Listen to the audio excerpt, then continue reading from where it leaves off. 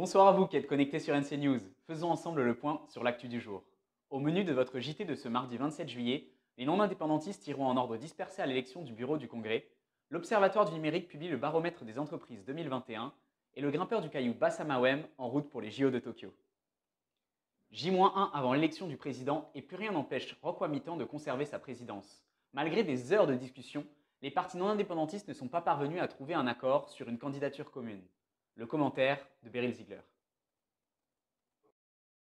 À la veille de l'élection du président du Congrès, les partis non indépendantistes ne sont pas parvenus à un accord sur une candidature unique.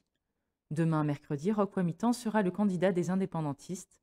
Le rassemblement présentera Virginie Ruffnac et Annie Roisey défendra les couleurs de Calédonie Ensemble. Malgré des heures de discussion et en dépit de toutes les propositions qui ont été formulées, le rassemblement n'a pas accepté de voter en faveur d'Annie Roisey. Cette absence de candidature commune fait que Roch Wamitan devrait donc conserver la présidence du Congrès en recueillant toutes les voix indépendantistes et peut-être même les 3 voix de l'éveil océanien. Le parti de Minakulo Tukumuli s'était engagé à défendre une candidature non indépendantiste à la condition qu'il n'y ait qu'un candidat. La question sera de savoir si cette absence d'union des non-indépendantistes aura des répercussions sur la campagne en faveur du non, puisque chacun devrait y aller de son côté.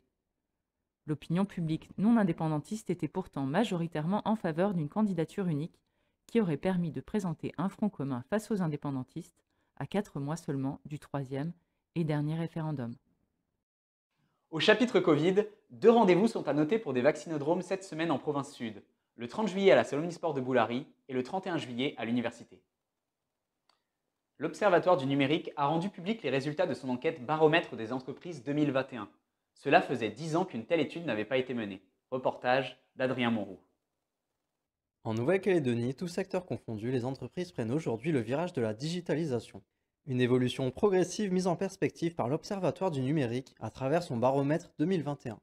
Le baromètre numérique propose plusieurs chapitres. On part bien évidemment des équipements pour aller en gros vers les usages et les projets numériques que peuvent porter les entreprises des secteurs usagers, en passant notamment par des regards portés sur leur niveau d'équipement, d'outils logiciels, progiciels, de cybersécurité. L'idée étant de leur faciliter l'accès à leurs projets numériques et à les inciter à avancer dans leur niveau de digitalisation. E-commerce, présence sur les réseaux sociaux, fichiers clients ou encore organisation logistique sont un ensemble de bénéfices qui poussent aujourd'hui les entreprises calédoniennes à se digitaliser.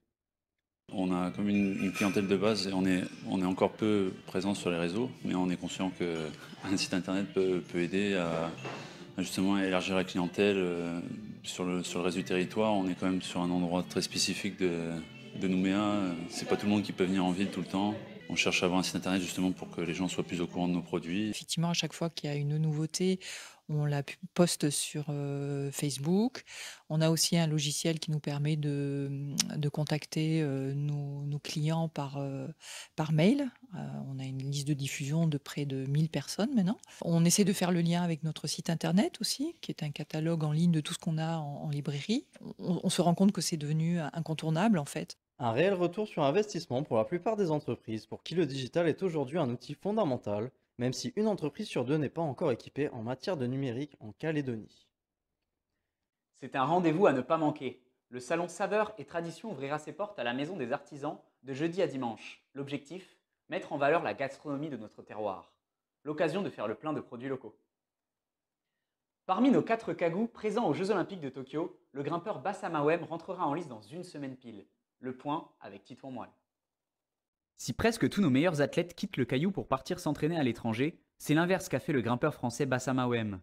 Directeur technique de la Ligue d'escalade de Nouvelle-Calédonie depuis 2017, il a explosé sur la scène internationale depuis qu'il s'est exilé au mur de Magenta.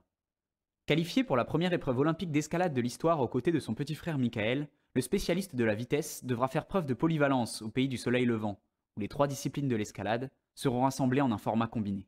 En compétition, il y a 2 phases, il y a les qualifications et les finales. J'aimerais vraiment être en finale. Et ensuite, en finale, ça va être que le meilleur gagne, quoi. Que pour le coup, c'est quand même le top 20 mondial qui sera présent. Personne ne peut prétendre gagner. Donc il va falloir se battre et je vais me battre pour tenter de monter sur ce podium, quoi. Après quelques jours d'entraînement à Kurayoshi, à 700 km de Tokyo, où ils ont été particulièrement chouchoutés, le Kagou adoptif et le reste de l'équipe de France d'escalade sont arrivés hier au village olympique. Ils rentreront en lice mardi prochain à partir de 19 h. Un moment qui sera suivi de près par les grimpeurs calédoniens à la structure de Magenta. Donc pour les JO, on va installer une fan zone ici, là, dans le mur d'escalade. Donc on va l'installer sur l'estrade de vitesse là-bas, là. Donc ça va être visible de tout le stade qui est sur notre gauche, là.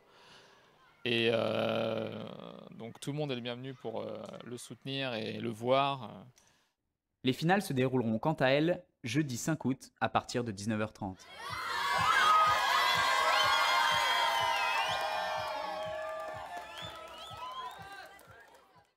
Au JO toujours, le planchiste Thomas Goyard fait des vagues.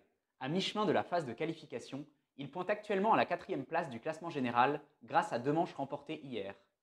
Après une journée de repos aujourd'hui, les régates devraient reprendre dès demain.